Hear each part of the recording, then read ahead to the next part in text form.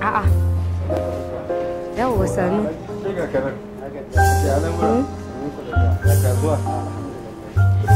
Ni kana ce sai mai shigo wannan shagon.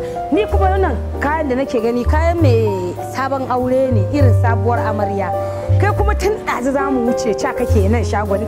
To ni dai na san duk wanda zai sayo innan kayan in ma saye za ka yi to na wanda zai yi aure ne. To ke yanzu da za ki bar wannan magana. Yanzu misali wannan muka sa daga gefen falo din gefen nan ya kika gani.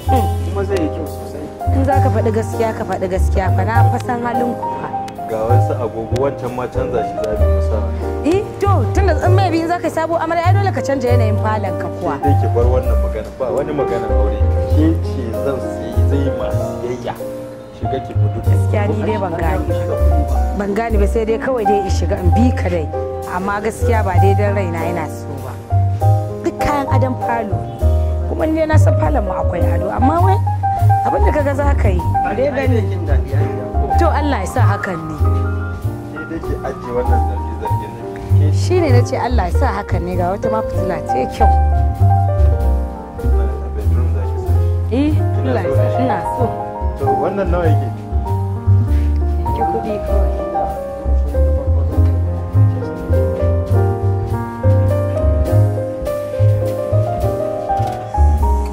Akwai dai kaya. Wancan agogon nan zan zo za mu yi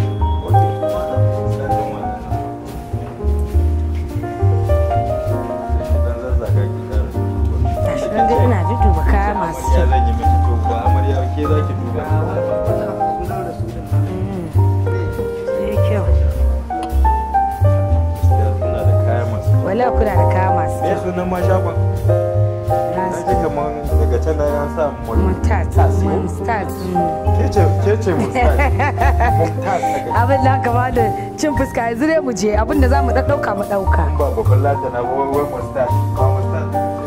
Kaji fa ba na son taba ka ne gwara ka bi ni a hankali. Na dudduba ba ka ce za ni magana a wancan ba ni kuma wancan fitila da wannan set din sun muni. Sai a je a yi magana su. Wannan guda uku. Da wannan fitilar. Ai ba sai kuma kai